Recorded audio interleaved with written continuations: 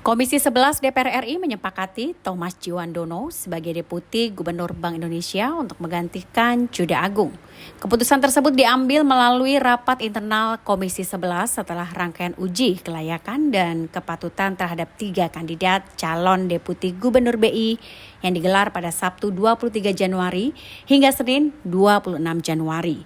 Ketua Komisi 11 DPR RI Muhammad Misbakun mengatakan, kesepakatan tersebut dicapai setelah seluruh fraksi menyampaikan pandangan dan juga penilaian atas kapasitas, rekam jejak, serta visi kebijakan para kandidat.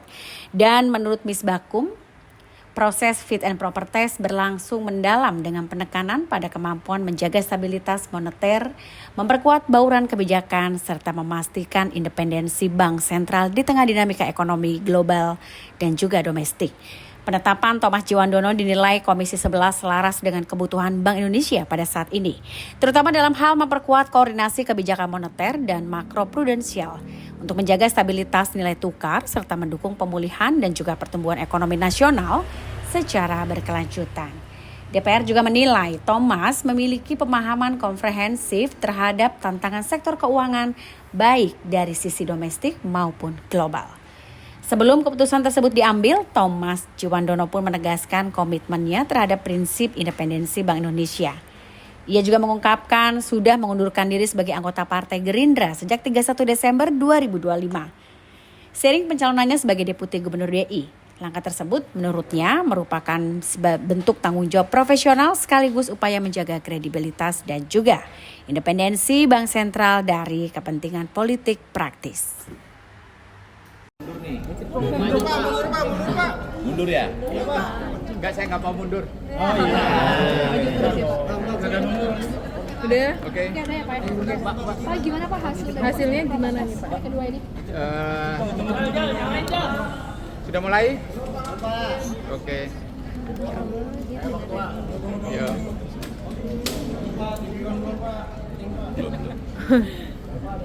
Oke. Live Pak, live. Dulu Pak, breaking Pak. Breaking. Waduh, live ini. Live semua ini Pak. Oke. Udah Kak? Agak disuruh mikir sedikit.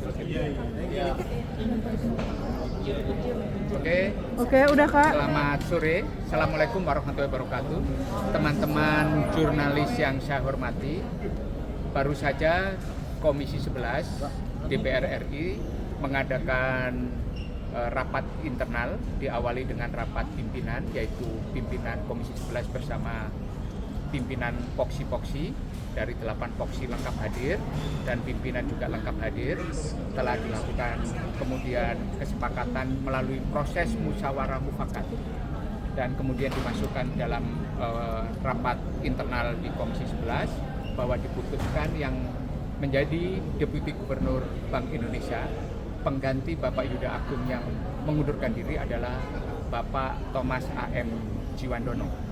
Dan hari ini kita sepakati dalam diputuskan bersama menjadi keputusan Komisi 11 di rapat internal dan nanti akan dibawa ke paripurna DPR RI untuk disahkan dalam rapat paripurna besok. Pak, pertimbangannya apa Pak sehingga Pak Thomas mengambil keputusan tersebut Pak? Lebih dari setengah jam kita ambil keputusan. Pertimbangannya apa Pak? Pertimbangannya bahwa Bapak Thomas adalah figur yang bisa diterima oleh semua partai politik dan figur Bapak Thomas tadi juga menjelaskan dengan sangat bagus soal bagaimana perlunya membangun sinergi antara kebijakan moneter dan kebijakan fiskal sehingga memberikan penguatan terhadap pertumbuhan ekonomi itu seperti apa dan bagaimana membangun agile, katanya kelincahan dalam proses pengambilan keputusan. Dan menurut saya memang itu isu yang sedang kuat saat ini, bagaimana membangun sinergi yang saling menguatkan antara monetary policy dan fiscal policy. Pak, tanggapan pro kontra ini gimana Pak? Ini kan karena memang katanya Pak Thomas ini keluarga dari Prabowo, apakah itu mempengaruhi atau seperti apa? Menurut saya itu masing-masing orang mempunyai persepsi.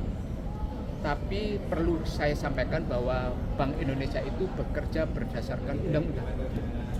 Di dalam undang-undang itu ada kolektif kolegial. ada gubernur sebagai Gubernur Bank Indonesia dalam sebuah Dewan Gubernur Bank Indonesia, kemudian ada deputi gubernur senior dan ada deputi gubernur. Jadi tidak bisa dikatakan kemudian masing-masing itu berdiri sendiri-sendiri. Ada kolektif kolegial. Bahwa fakta Pak Thomas keponakan itu ya, tapi dia tadi sangat profesional menjelaskan tentang bagaimana kebijakan-kebijakan itu diambil dalam sebuah proses, sehingga kalau menurut saya isu itu bisa dikesampingkan, bahwa ada profesionalisme. Bahkan di closing statement beliau menyampaikan tentang profesionalisme itu menjadi salah satu hal yang kuat yang ingin beliau jaga, dan menurut saya itu menjadi sebuah closing statement yang menguatkan posisi profesionalisme seorang Thomas Djiwandono. Pak, paripurnanya kapan Pak? Besok atau gimana? Diagendakan besok jam 10. Pak, seluruh fraksi menerima keputusan. Semua secara musyawarah mufakat. Ada catatan Pak? Tidak ada catatan sama sekali.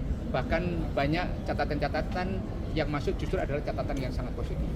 Misalnya Pak? Ya tadi mengenai komitmen untuk memperkuat profesionalisme, independensi BI dan sebagainya. Ya Pak, kalau di masyarakat kan beredar bahwa Pak Thomas ini belum ada rekam jejak di moneter begitu ya Pak. Apakah ini mungkin jadi ada kekhawatiran dari Komisi 11 mungkin ke depannya? Jabatan Deputi Gubernur Bank Indonesia itu adalah jabatan kolektif kolegial di dalam sebuah forum Dewan Gubernur.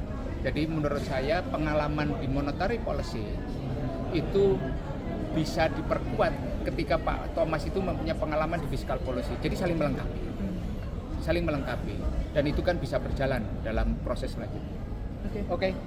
Begitu ya. Pak, terakhir Pak, apa yang perlu difokuskan BI setelah terpilihnya Deputi Bank?